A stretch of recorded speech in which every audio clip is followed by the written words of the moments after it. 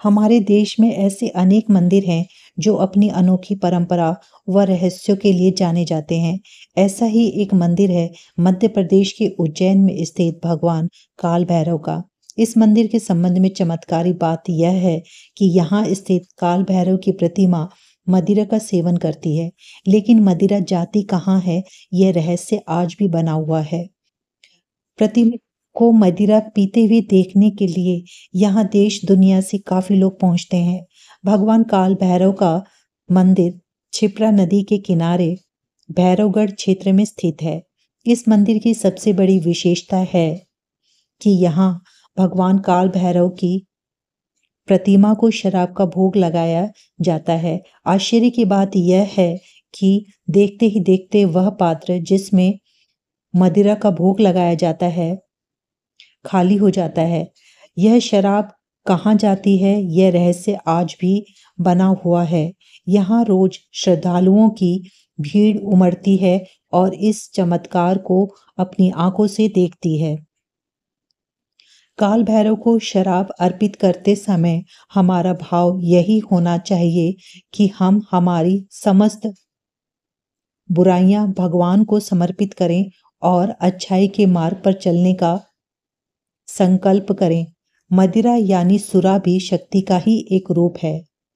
इस शक्ति का उपभोग नहीं किया जाना चाहिए। इसका उपभोग करने वाला व्यक्ति पदभ्रष्ट हो जाता है।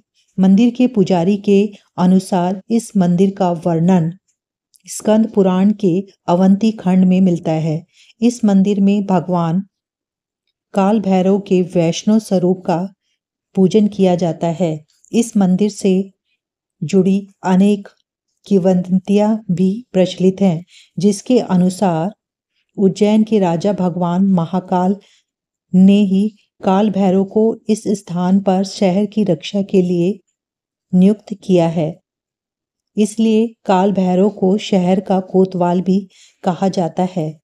करीब एक दशक पहले मंदिर की इमारत को मजबूती देने के लिए बाहर की ओर निर्माण कार्य करवाया गया था। इस निर्माण के लिए मंदिर के चारों ओर करीब 12-12 फीट गहरी खुदाई की गई थी। इस खुदाई का उद्देश्य मंदिर का जीर्णोद्धार करना था, लेकिन यह खुदाई देखने के लिए काफी लोग यहाँ पहुंचते थे।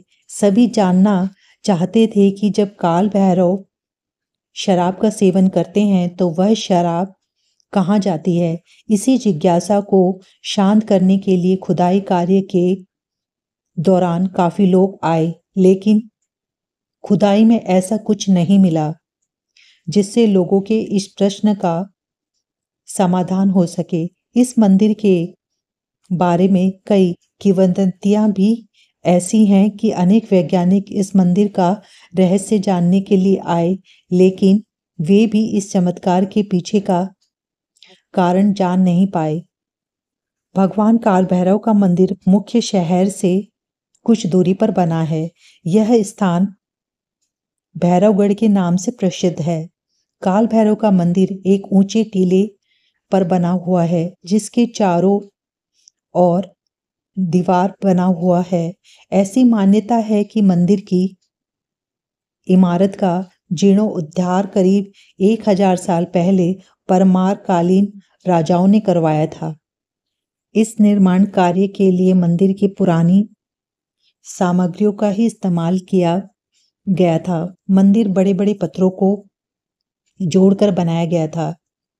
यह मंदिर आज भी मजबूत स्थिति में दिखाई देता है।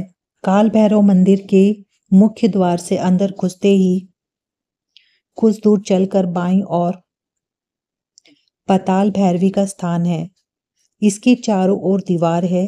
इसके अंदर जाने का रास्ता बहुत ही सकरा है। करीब 10-12 सीढ़ियां नीचे उतरने के बाद तलघर आता है। तलघर की दीवार पर पाताल भैरवी की प्रतिमा अंकित है। ऐसी मान्यता है कि पुराने समय में योगी जन इस तलघर में बैठकर ध्यान करते थे। काल भैरव मंदिर से कुछ दूरी पर विक्रांत भैरव का मंदिर स्थित है। यह मंदिर तांत्रिकों के लिए बहुत ही विशेष है। ऐसी मान्यता है कि स्थान पर की गई तंत्र क्रिया कभी असफल नहीं होती। यह मंदिर क्षिप्रा नदी के तट पर स्थित है। विक्रांत भैरव के समीप ही शमशान भी है। शमशान और नदी का किनारा होने से यहाँ दूर दूर से तांत्रिक तंत्र सिद्धियां प्राप्त करने आते हैं। इस मंदिर में भगवान काल भैरव की प्रतिमा सिंधिया पगड़ी पहने हुए दिखाई देती है। यह पगड़ी भगवान ग्वालियर के सिंधिया परिवार की ओर से आती है। यह प्रथा सैकड़ों सालों से चली आ रही है।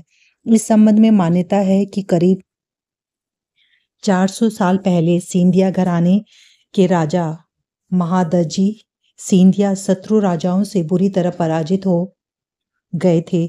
उस समय जब वे काल भैरव मंदिर में पहुंचे तो उनकी पगड़ी यहीं गिर गई थी।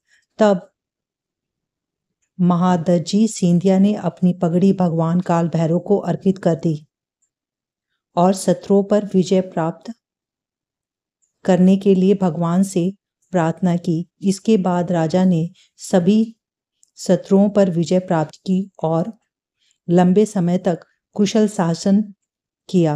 भगवान काल भैरव के आशीर्वाद से उन्होंने अपने जीवन काल में कभी कोई युद्ध नहीं हारा। इसी प्रसंग के बाद से आज भी ग्वालियर के राजघराने से ही काल भैरव के लिए पगड़ी आती है।